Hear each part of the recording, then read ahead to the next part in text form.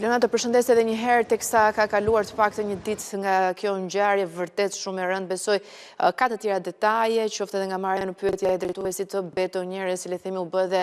në një farë mënyrë shkaktari i kësaj tragjedie. Çfarë ka deklaruar ai?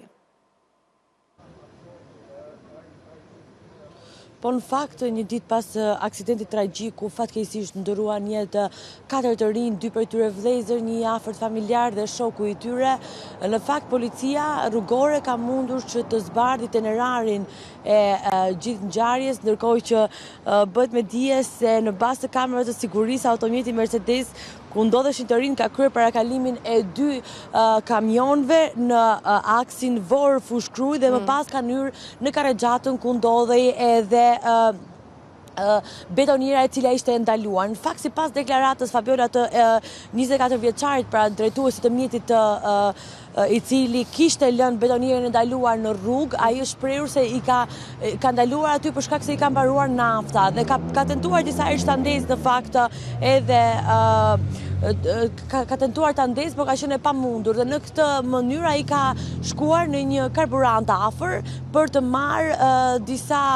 le të themi për të marrë ndihmë për të lëvizur pra edhe mjetin e betonierës nga rruga, por kishte harruar të ndiste bllokazhin ndezur. Pra kjo mund të ishte edhe një shenjë që të rinj ta kishin parë apo ta kishin vrejtur pra edhe rrugën edhe të kishin shmangur atë aksident tragjik. Ndërkohë që sipas grupit hetimor, përplasja ka qenë e fortë dhe shkak paraprakisht për vdekjen e 4 të rinjve janë 2 pra. Kemi të bëjmë me shpejtësinë 8 të lartë, pra te normave të lejuara, dyshohet se në momentin që ka ndodhur aksidenti, por edhe gjatë rrugës që kanë përshkruar të rinj, kjo në bazë dhe referuar kamerave të sigurisë, ata kanë qenë me të paktën 170 km/h, që do të thotë që është shpejtësi 8 e lartë, sidomos edhe në momentin që nuk ka fushpamje apo është edhe është natë, pra sepse ishte thuajse mes natë momenti i aksidentit. Dhe pjesa tjetër, ajo që cila edhe le themi dyshon policia që është bërë shkak, është fakti që përveç se nuk ka pasur fushpamje, edhe mjeti i betonierës i cili ishte ndaluar në rrugë nuk ka qenë me bllokazh ndezur, çka do të thotë që të rinjt në fakt nuk e kanë vënë re fare mjetin i cili ishte lënë në rrugë. Ndërkohë ka patur shumë ndriçim rruga, besoj. Çka bëri kështu? Po, në fakt ka pasur ndriçim rruga dhe nëse të rinjt do të ishin të paktën në një le të themi në një pamje normale, dukej pra mjeti i cili ishte lënë në mes të rrugës, por të rinjt dyshohet se kanë ardhur nga një kthes, Fabiola, çka nuk ka pasur fushpamje dhe në momentin e fundit që edhe nëse ata do tentonin që të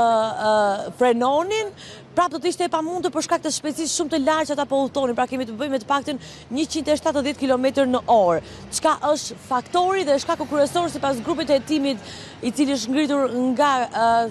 nga komisariati rrugores për zbardhur këtë ngjarje. Deri më tani shkak kryesor kemi shpejtësinë 8 e lartë, e cilën të rinj nuk kanë mundur që të manovrojnë, përveç se nuk e kanë parë mjetin, por ka qenë edhe një kthes pa fushpamje. E kuptoj, po nga ana tjetër, çfarë shkelisht të tjera janë gjetur drejtuesit të betonjerës Bleona, sepse ditën e djeshme ne raportuam edhe faktin që betonjera sapo kishte dalë nga le të themi ku punonte, nga kompania. Kjo fakti që nuk ka patur karburant, domethënë dua të them sa i besueshëm është kjo deklaratë nga ana e 24 vjeçarit.